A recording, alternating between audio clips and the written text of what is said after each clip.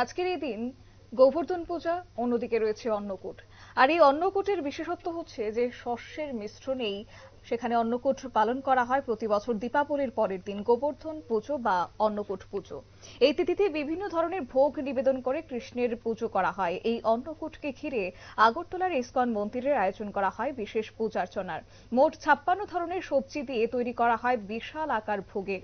আজকের এই অন্নকূট উৎসব উপলক্ষে ভক্তদের মধ্যে বিশেষ উৎসাহ এবং উদ্দীপনা পরিলক্ষিত হয়েছে। কি উঠে আসছে বক্তব্য শুনুন।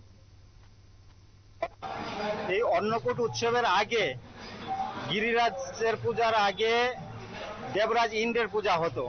ভগবানের আবির্ভাব হওয়ার পরে ভগবান বাল্যরূপে ব্রজবাসীদেরকে শিখিয়েছেন দেবরাজ ইন্দ্রের পূজা দরকার নেই, আমাদের দরকার হচ্ছে গিরিরাজ গোবর্ধনের পূজা। যেহেতু গিরিরাজ গোবর্ধনে আমাদের গো সংরক্ষণ করে, গো পালন করে, আমাদের রক্ষণাবেক্ষণ করছেন গিরিরাজ।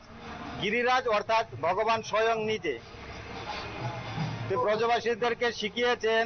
যদি আপনারা শুনলেন, অবশ্য পৌরাণিক কাহিনী থেকে জানা যায় যে দেবরাজ ইন্দ্রের অহংকার চূর্ণ করার জন্য কৃষ্ণ যখন গোবর্ধনের পর্বতের পুজো করেন তখন ইন্দ্র রেগে গিয়ে ভারী বৃষ্টিপাত ঘটান। বৃন্দাবন থেকে বৃষ্টির জলে ডুবে যেতে শুরু করে এবং তখনই কৃষ্ণ বৃন্দাবনবাসী গোবর্ধন পর্বতে নিয়ে যান ও করে আঙুলে করে সেই পর্বত তুলে 7 দিন সকলকে সেখানে আশ্রয় দেন। মোট কথা আজকের এই দিনের বিশেষত্ব এবং মাহাত্ম্য এই দিন তুলে ধরা হয়েছে। নিয়ে ছোট্ট একটি বিজ্ঞাপন বিরতির সঙ্গে থাকুন।